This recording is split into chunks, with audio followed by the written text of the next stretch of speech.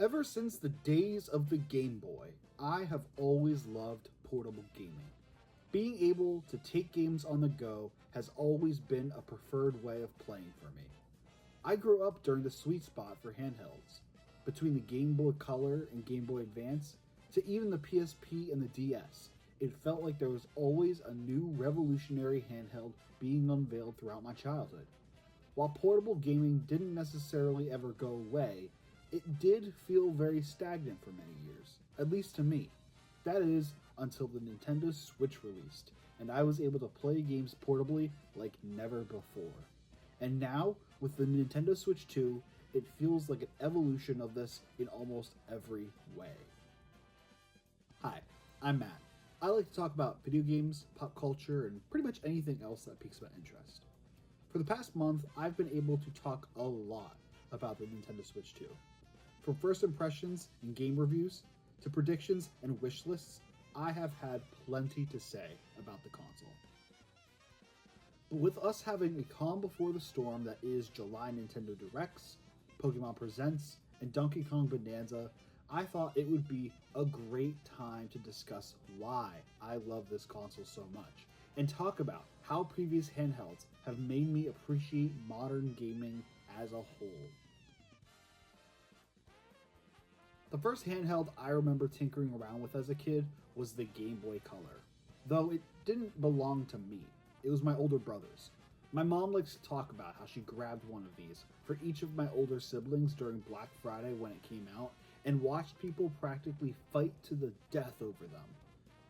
Whether it's true or not, I don't know. All I know is they were Christmas gifts for my brother and sister, and it was the first handheld that I remember playing. But the first handheld that was mine was the original Game Boy Advance.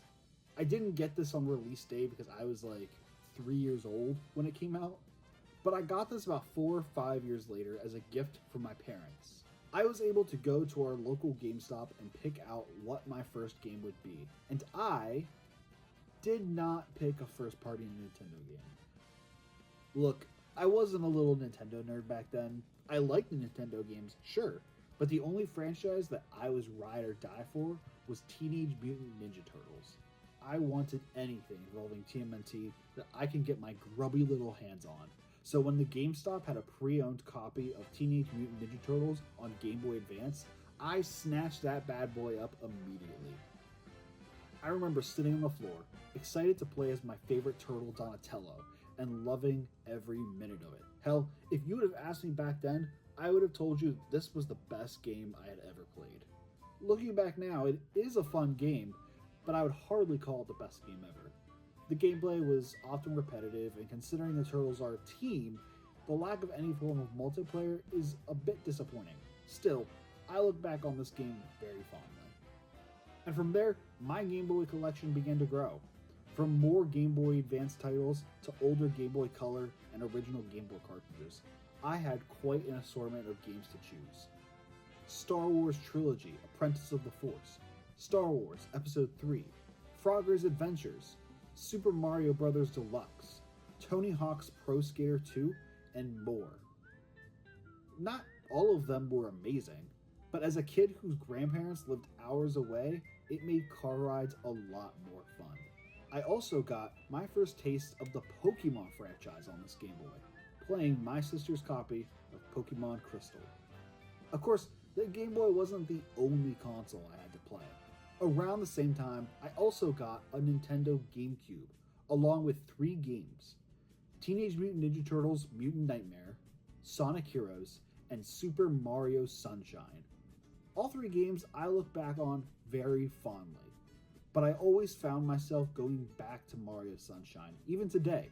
It was my first 3D Mario game, and I loved everything about it. The story, the characters, the gameplay, and the mechanics. Everything. It was, and is still, my favorite game on the GameCube. Even though many consider it to be a weaker 3D Mario title, I love and adore this game. Now, is any of this really relevant when we're talking about my history of handheld gaming? We'll talk about that more later. Not long after I got my Game Boy Advance, my brother and sister received updates for their handhelds. My sister originally opted for a Game Boy Advance SP, wanting to continue to play her Game Boy Color games while also being able to play Game Boy Advance games as well. I was never jealous of her Game Boy. Until we were on car rides at night, I was definitely jealous during those car rides. Eventually, she upgraded again to the original Nintendo DS. I have fond memories of playing games like Nintendogs and Mario Kart DS while on vacation, listening to early 2000s music on her little iPod Nano. As for my brother, he got himself a PlayStation Portable, and as a kid, this thing blew my mind. I never had a problem with the graphics on my Game Boy games, but this was the first major graphical leap that I can remember. I always used to play games on my brother's original Xbox, and the two of us played games like Midnight Club 3 and Star Wars Battlefront 2 together. And to see the games that I used to play on our old CRT TV being played on a console that can practically fit in his pockets was insane to me. Again, I never had an issue with my Game Boy, even after getting to play on the PSP, but it definitely piqued my interest for what handhelds of the future could look like. Of course, none of that really mattered all that much because my brother accidentally sat on his PSP and broke the screen, so my experience with this graphical leap of portable gaming was very short-lived. After my sister's DS, a few months of playing on my brother's PSP, and years of playing on my own Game Boy Advance, I somewhat lost interest in portable gaming. I had my GameCube, our family's Wii, the Xbox 360, PlayStation 3, etc. I was a real hardcore gamer. But I was also beginning to buy consoles and games for myself, which meant I had to be a lot more selective about what I wanted. The 3DS looked like a lot of fun, but what was the big perk? 3D gaming? Big whoop. The PlayStation Vita looked pretty cool, but for $250 and expensive memory cards? No thanks. I have my home consoles to play. I can play Call of Duty, Grand Theft Auto 5, The Last of Us. Can any of those portable consoles do that? And with smartphones on the rise, I had a huge variety of apps and games that I could choose from in the palm of my hand. So why would I buy a separate console to do what my iPhone can already do? It just didn't make any sense to me.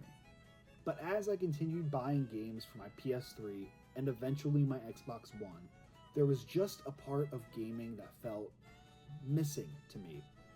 I was getting all of these AAA games that reached critical acclaim and won awards, and all of my friends had them, but something felt off. I don't know how to explain it. I loved the games. I loved the gameplay. I loved playing with my friends, but I no longer loved gaming as a whole.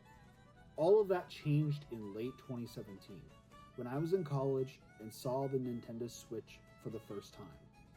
Even after playing on Game Boys, GameCubes, and Wiis, I still wasn't a little Nintendo nerd, so I didn't really hear anything about this before its launch. Prior to seeing it in person, I didn't even know the Nintendo Switch existed. While waiting to get into class, a friend pulled his Switch out, and it immediately caught my eye. He was playing Breath of the Wild, and I couldn't help but watch. It looked incredible. Every day, I watched my friend continue his way through Breath of the Wild, and every day, I became more and more interested in this console. One day, after I was done with classes for the day, I took a trip to my local Target and walked around the electronics department and came across the Nintendo Switch kiosk. So, curiously, I took a look at the demos, and lo and behold, I came across Super Mario Odyssey. So I thought, why not? I have the time, and started the demo. And it was like I was taken back through a time machine. Memories came flooding back to me. Memories of sitting in front of the TV. Memories of playing on my GameCube. Platforming around Delfino Plaza with Flood. And this wave of nostalgia only continued as I looked at more of the games offered. Mario Kart and The Legend of Zelda. And as I came across third-party titles like LA Noire, Doom, and Skyrim, the more I was reminded of my older brother's PSP. Console quality gaming on a portable device. And that's when it hit me. This wasn't just the newest Nintendo console, and it wasn't just Nintendo's newest handheld. It was a culmination of Nintendo's history of both. I had to buy a Nintendo Switch.